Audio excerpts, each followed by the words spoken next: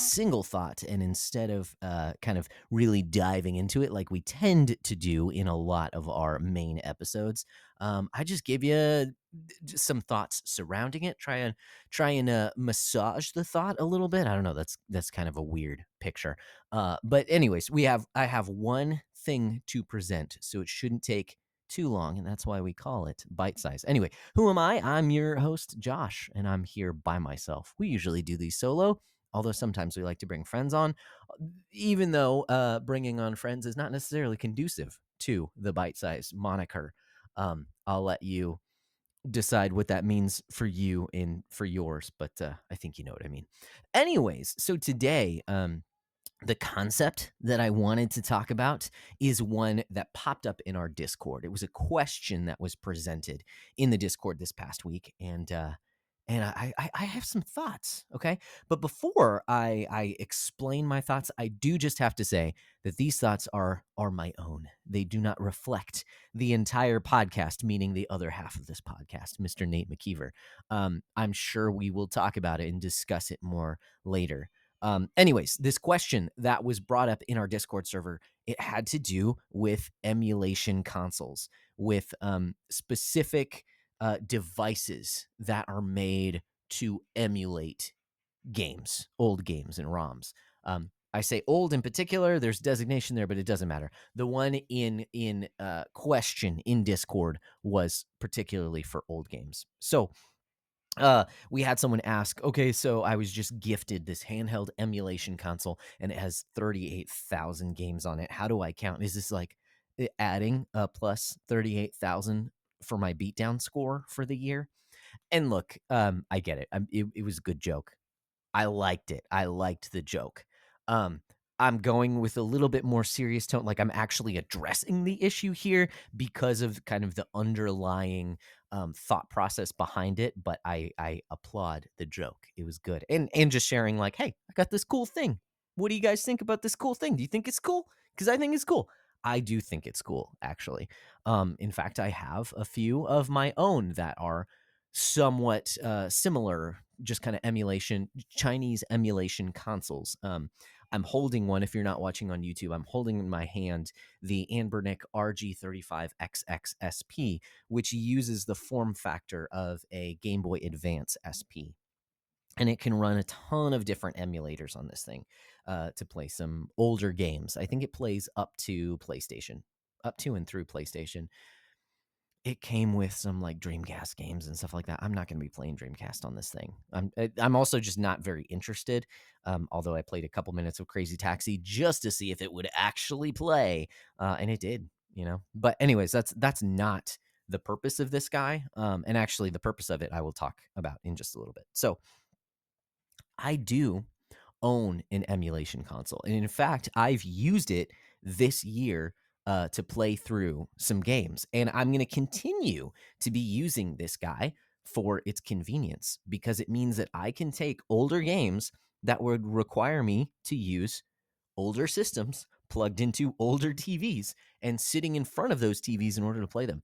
Now I can play them on the go, which is very useful for me and my context, both as a father, and as a guy with a bunch of responsibilities that I don't have as much time to kind of sit in front of a TV and hook up an old console and play in that way. It also allows me to use quick save and loading.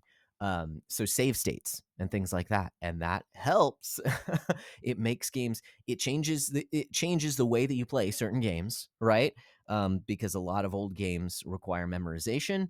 And while I do still want to play it in a way that at least assumes that you need that, I try not to save scum, if you know what that is, kind of save stating every few steps just to make sure you don't have to play it again. I do think there's something to be said about basically giving yourself unlimited lives or something along those lines so that you're actually accomplishing some of the goals in the game, even if you're not adhering to the original rules of dying and loading. That old games were known for being difficult because of that. That was not the proper word order, but hopefully it made at least a little bit of sense. Anyways, this guy, this emulation machine allows me and it helps me to beat down my backlog. Okay, that's what I primarily use it for, is for games that I already own that I haven't finished before. So games like Goof Troop on Super Nintendo, I beat that last year. Punch Out, Mike Tyson's Punch Out on NES. Willow, I recently beat, and Ninja Gaiden. And I just started Contra 3, the Alien Wars. Okay. This is a great way to play those games. And it allows me to do so to where I don't have to dedicate a ton of time with setup and teardown and things like that. Um, that said, for the sake of our metagame, the beatdown of taking of looking at how many games that you're playing, of trying to focus on beating down your backlog for the year and not getting new stuff. For the sake of the beatdown meta, emulation by and large makes no sense. And when I say that, I mean emulation in the sense of, oh, I can get like an entire ROM set, an entire like catalog of games for a system. I can, load my. I think this thing came with a card with like 10,000 games, 8,000 games, like a ridiculously stupid amount of games on it. Whether or not they all run well, I don't know. Um, I like to curate it so that I'm playing the games that I actually own on this thing. Um, yeah, that's part of another conversation. But for the sake of the beatdown, like, okay, I'm not going to add 10,000 games to my backlog. It makes no sense. What's the point of adding, almost every game ever made onto your backlog? I think it actually dilutes the idea of a backlog so that it just becomes absurd. Like your backlog becomes something that you could never possibly finish if just by picking up something like this or downloading a ROM set, that those games now all of a sudden are on your backlog. Like there is no realistic reason to me why, if by downloading a ton of ROMs, those games are added to your backlog, why anyone would ever want to focus on a backlog, because you cannot finish all of those games. Like it's literally impossible. You can't give your life to playing 38,000 video games, or at least you should not. Okay. I would not recommend that. And I mean, I'm sure there's some mathematical calculation that we can throw in there. But even if you play one game, a day, how long is that going to take you? 100 years? Something like that? Over 100 years. It's ridiculous. So I'm against the idea of using emulation and downloading ROMs and ROM sets for the sake of beating down your backlog. Because one of our key goals with the beatdown, with this meta game that we have, is to be more mindful about the games that we acquire, and to make sure that we are counting the cost in both the time that we play games and the time we spend gaming, and in dollars in spending money. So acquiring an entire console generation's library in a single download, it goes against that premise. And I think in practice, it actually kind of devalues your gaming time, since you can no longer kind of drink deeply of the experience of the games that you own. But instead, you're tempted to kind of skim the surface of a lot of different games just so that you can get to the next one. So for these reasons, I don't think it's feasible to include emulation in our beatdown metagame.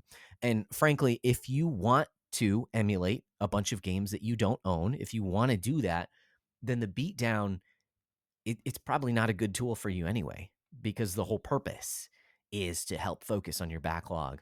And so if you're just looking to play a bunch of old games that you haven't played before, then I would say exclude yourself from the beatdown, or just don't participate in the beatdown, because you're no longer focusing on your backlog. It's just not going to be useful for you. If you're simply looking to play some old games, okay, play your old games.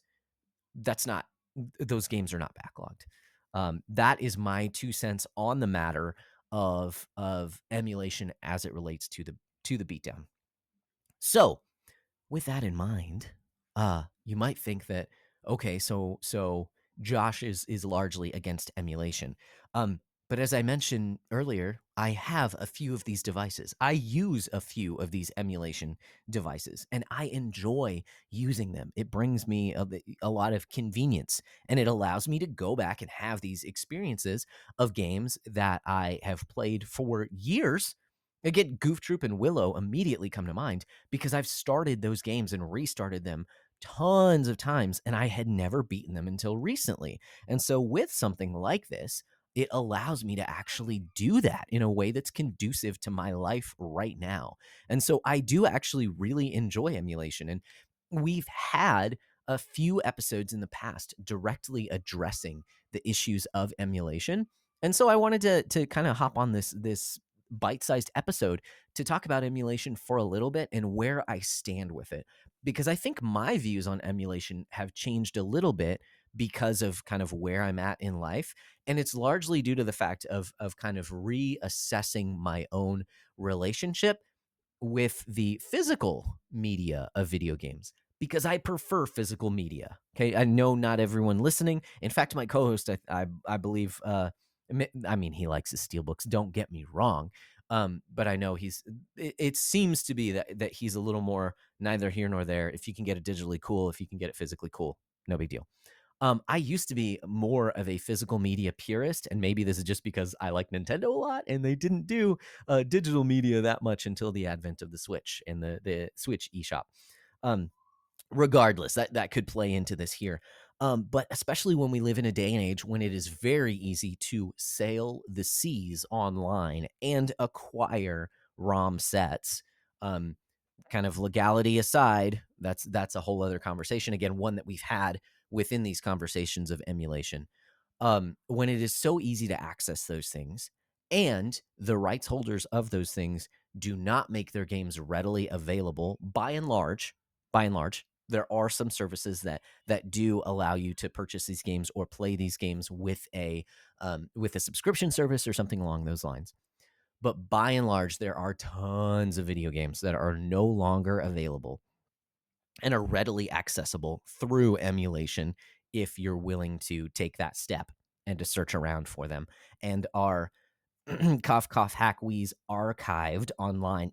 Cough cough hack wheeze wheeze. However you want to again understand, if you catch my drift there. Um, in this day and age, it is easy to emulate games, and there are benefits to emulating games, like I've spoken about. Some games just actually run better on emulators than they did on their original games. And I don't want to discount even the feeling of plugging in an old NES into a CRT TV and the way that it looks and feels. I love that. Don't get me wrong. And in ages past, that would have been there's part of me that's a purist and really wants that experience. But there's another part of me that is recognizing my stage of life and how that's not conducive to the way that I play video games by and large nowadays. And so, because it's no longer convenient for me to do that, I don't do it very often, and the games sit in my basement. And so, I really do enjoy the fact that you can emulate these games, that they can play in sometimes better than they used to play. Certainly more convenient. Certainly, with save states, saving and loading, and being able to hit a home button on an original Nintendo game is kind of ridiculous because I come from the generation where you're playing Super Mario Brothers 3 and then it's time for dinner and you ask mom, will you please, please, please not shut this off while we go eat dinner? And then even trying to sneak in, keeping the console on all night because you don't want to lose your progress.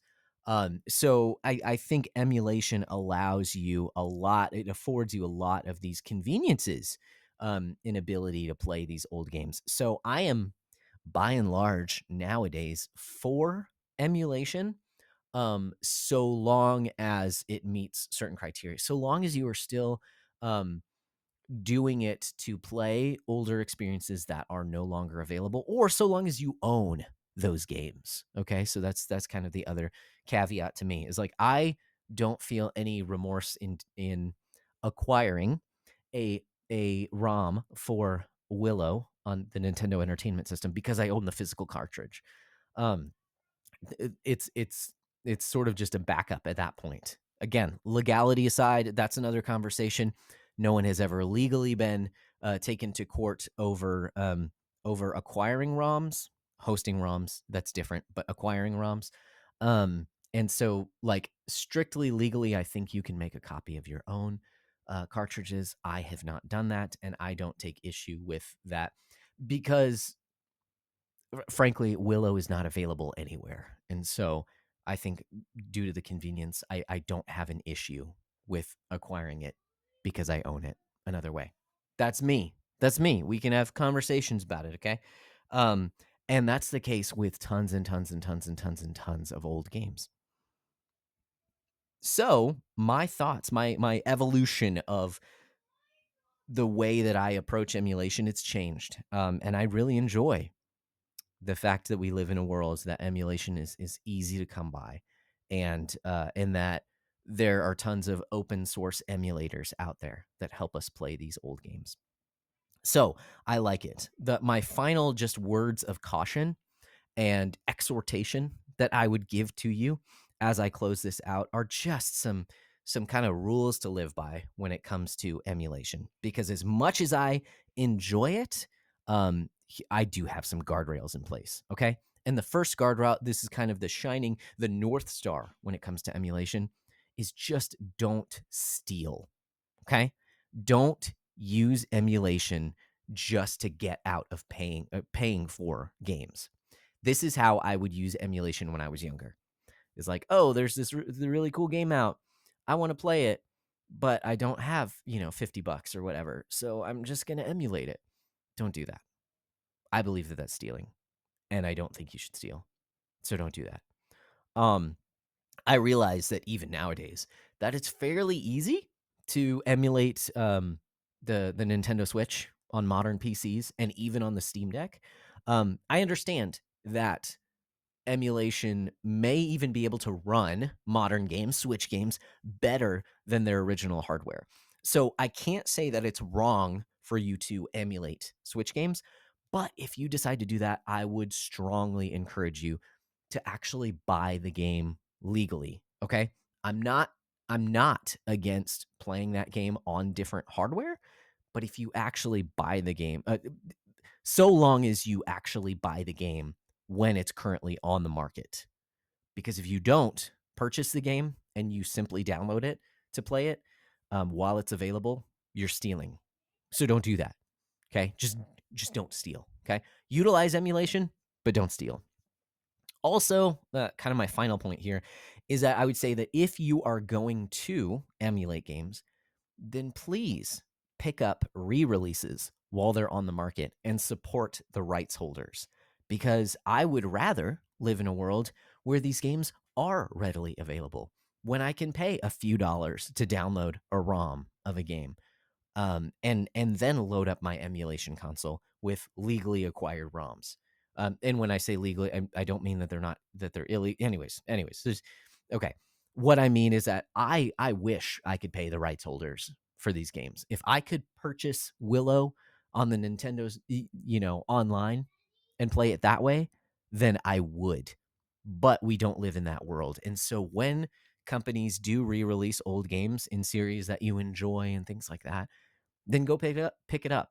I'll tell you, I've been very tempted. I have not yet pulled the trigger. Okay. So I haven't taken my own advice here, but I've been very close to and have my eye on the Capcom Fighting Collection. I think that's awesome that Capcom has re released those Marvel versus Capcom games and they're readily available nowadays. And so what that means is that I am not playing the ROM that came with my emulation console of Marvel versus Capcom 2. I'm not, because I don't own that game and it's readily available. So what I need to do is I need to pick up that game because I want to support Capcom in their efforts to re-release their old awesome games. Because I would love to see that from every rights holder. I understand there's issues with rights and licensing and things like that make that very difficult. But in the vast majority of cases, I think it's possible. There's infrastructure there, all that stuff. But I would like to, ideal world, Josh's utopia. well, I probably wouldn't start with video games, but one of the facets of Josh's utopia would include readily available ROMs and emulated games for older systems that are no longer available, so that you can play them more conveniently. So, anyways, that's some thoughts on emulation that I've had. That's where I've kind of shifted in this world a little bit, and where my preference is veering towards emulation. Again, I get all the bells and whistles of playing on original hardware, and I enjoy that. It just doesn't fit into my game time very well nowadays. So I have to accept where I am in life, and then encourage all you guys to join me, right? I don't know. Hopefully this has been encouragement. Hopefully it helps you think through these things as well. And hopefully it's also, just a bit of an exhortation of, hey, recognize what you're doing, recognize what you're supporting, and let's play our games and acquire our games and enjoy our games to the glory of God. Thanks, guys. Till next time, keep beating down your backlog, and we'll keep breaking down the benefits.